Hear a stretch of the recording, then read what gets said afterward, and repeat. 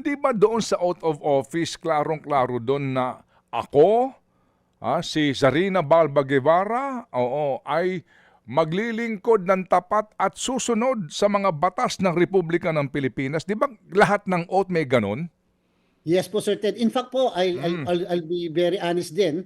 Kahit yung Certificate of Candidacy, may Mm. nakalagay sa kahuli-hulihang part that I will Mm. obey all the Mm. laws Oo. and of the Republic of the Philippines. Doon po all-encompassing na yon. Yes. Pero hindi po kaya mas maganda rin na meron tayong specific tungkol sa Oh. conflict of interest. Oh, kasi it follows na sa aking panunumpa, itong Republic Act number na ito, 3019 at 6713, klaro, nasakop na ito.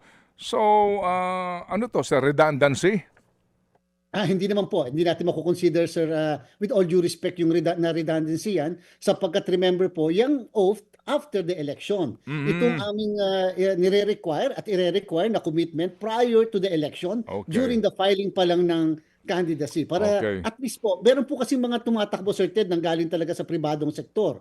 At the same time, meron po dyan, lalo sa party list. Siyempre po sa party list, Sir Ted, kung 10 ang pinapasubmit naming nominees, yung iba dyan, doon sa mismong ipapile nila, wala namang nakalagay doon kung ano ngayon ang kanyang pwesto o kung miyembro ba siya ng board or whatever. At least lang, kung may ganun declaration, and later on, walang divestment, ay mahahabol at mahahabol pa rin po natin siya either under 3019 or 6713, kasama na rin po ang perjury. Opo. Sige, so kumbaga, Chairman, ikaw na mayor, alam mo ng contractor ka, di ba yan ang negosyo ninyo, naging mayor ka, pagkatapos ikaw pa rin yung contractor ng bayan ninyo. Ganito po yung kasimple sinasabi dito kaya nga, kumbaga, pagkatapos ng, before ka even tumakbo, before magkaroon ng resulta po ng halalan, meron ka ng panunumpa na gagawin na hindi mo gagawin yung magnanakaw ka sa gobyerno. Sir Ted, ako pa nga po, tama po yung inyong nabanggit. Ako pa nga po, kung tatakbo ko, talagang in good faith ako. Gusto kong maglingkod.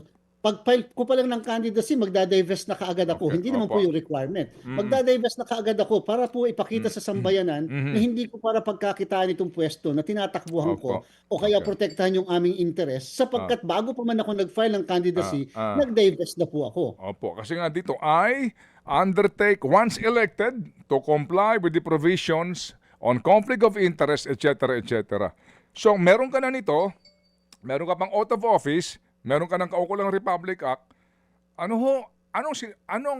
ito'y sumasalamin sa anong uri ng mga tao sa gobyerno meron tayo, particular mga elected? Madami na po kasi nangyari, Sir Ted. Talagang lagi ang pagpunot dulo lagi Oo. ay yung lagi na lang nakakaligtas, yung nga nasisisi, ayan, mga kontraktor. O ayan, sinasabi na nga ba, sila pala ang supplier ng computers, sila pala ang suppliers ng Opo. mga yung mga office supplies at mga kano-ano pa.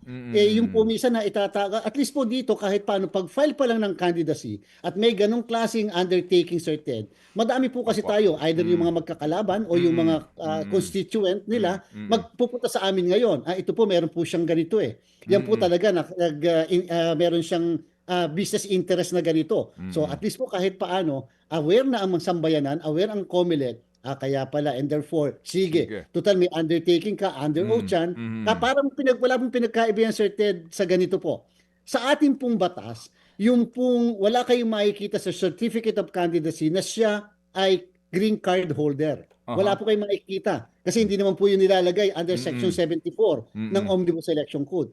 Pero meron po kami na nilagay na isa sa mga undertaking, yung maliit na nakasulat doon sa COC, na ang nakalagay that I have no other residency aside from the Philippines, no foreign residency. Kasi yung green card holders pwedeng makatakbo kung sila ay, kung walang declaration na ganun sa Certificate of Candidacy. Ganun hindi po siya required na isa sa mga ilalagay sa Omnibus Election Code.